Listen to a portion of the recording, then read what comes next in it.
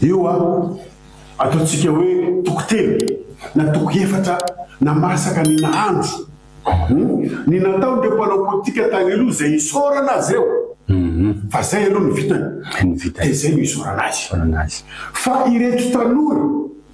zay tsangana reto koa dia andao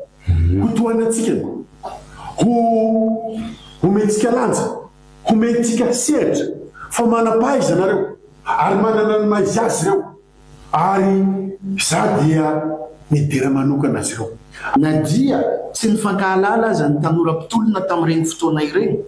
fa natambatra ny fitiavan-tanindrazana dia nidina teny Ankantso. Io faraka amin'ny folo volana février io indray nitambarany rehetrarehetra ao grand complet ao atoerana efa mitambatra zahay amin'izao efa niezaka miravina ka ho tsaroana manokana amin'io andro io zany mba hampatsiahivana antsika rehetrarehetra hoe misy an'izany mpitolona zany teto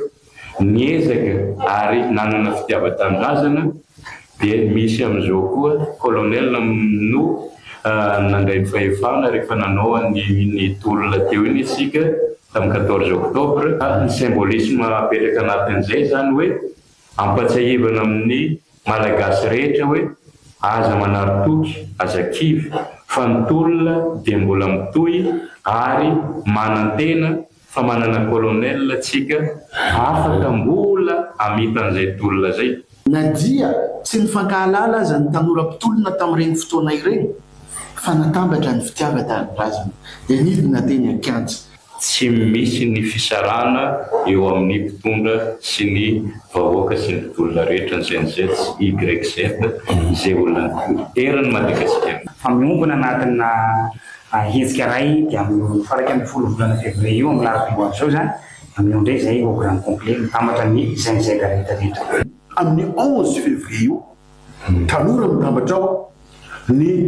reto dinosaure koa mety hitambatra ao fa atitra vahoaka fa tsy hoe mitondra titre hoe zay mpanao politika zao zay parti politika zao zay syndicat tsy mitondra titre an'izay fa mitondra titre hoe io no mahery fotsika colonel Mikael Randrinerina misy tandodomondosy ny mahery fotsikany aoka tsy takany nanaovana ny colonel tsy mandavatra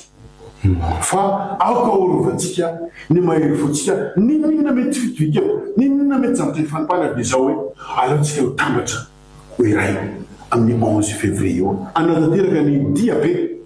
mianga eo amin'ny 15 mai ho any Ambojatovo zay anehoana zay fisakina amavahoaka miaro mahery fotsika.